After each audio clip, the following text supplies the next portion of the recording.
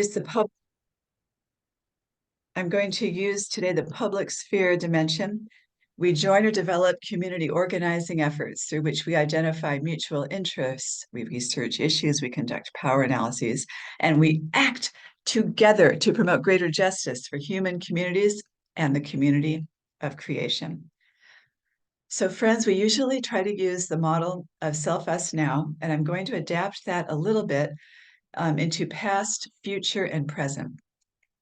I'm going to start in 2018 when I came together with many in this room, and this was the PSEF season. We had spring, summer, and fall of 2018 when we and a lot of other nonprofits in Portland came together and we got Portland Clean Energy Fund Initiative onto the ballot, and then we got it passed. And what the way that has played out is that hundreds of millions of dollars have now flowed and will continue to be flowing into communities of color, people who are most impacted by climate change and the least responsible for it. And it was a huge event of acting together. Um, it was deeply rewarding. Okay, I'm going to now go from the past into the future. Let us envision January of 2025. And it could look one of two different ways.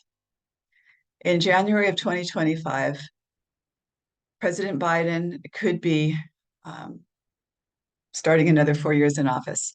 Flawed as he is, he would be representing democracy and the rule of law. It could alternatively be Trump being elected. And that would be a path of fascism, deep prejudice, a state of hate and fear. And let us come back now into the present because we can backcast. We can look at these two different outcomes, and then we come back 7 months prior. And what were we doing or not doing to achieve one of those outcomes or the other outcome? One outcome being relatively representative of eco-faith values and the values of a great many people of faith and people not of faith who care about creation, or it could go the other way. I confess that I have been frozen and passive in this arena since 2016 and prior. And I have wanted to stay above the fray. I don't like to argue about politics. I like to just do good things. Here's what I posted on Facebook. And as many of you know, I'm a very infrequent user of Facebook. I posted this 2 days ago. Friends, I have woken up finally, sorry so late, to the fact that Trump openly wants to become the dictator of the US. He wants to take us down the path of fascism, which would be dehumanizing and sometimes deadly to a great many people I love, including LGBTQ+ folks, immigrants, people with uteruses, and others not like himself. I'm convinced, given the facts of history and fascism, which I've studied a bit, it is only millions of ordinary volunteer citizens like myself acting together that can stop the tide of fascism. Arizona is one of 6 swing states that Biden has got to win this November.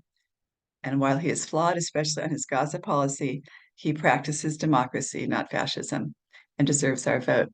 Since I live in the blue, not swing state of Oregon, I am devoting my volunteer efforts, starting this month, to teaming with fellow Democrats in Arizona to help Biden win in November. Biden only won this state in 2020 from Trump by 10,457 votes. That was 0.4 of a percentage point. We can do this. I met yesterday, I'm coming back away from that was the end of the Facebook post. Yesterday, I met with Tracy Smiles in Arizona via Zoom, and she is the chair of the Democratic Women's Club of the Prescott, Arizona area in Arizona, and she was delighted to have me start a conversation. The last thing I'll say, and we can also look at this further when we go into our Practice 5 business, I'm keenly aware that 501c3s can only support certain things and not candidates. I am keenly aware of that. some of my discussions with some of you in the past week have also pointed out white Christian nationalists are not playing by those rules. They are out and out telling their congregants, vote for Trump. I'm not saying that we do what they do, but we can find ways to be clear with the law and to also stick up for what are truly Christian values. Um, that might be enough story for now. I know it's a slightly different story, but we live into our stories. I think that stories aren't just something that happened in the past and now we talk about them. We are creating stories with every moment of our lives, and we need to do it consciously and from our shared values. Um, that's all that I'll say for now. We can talk more during our practice 5.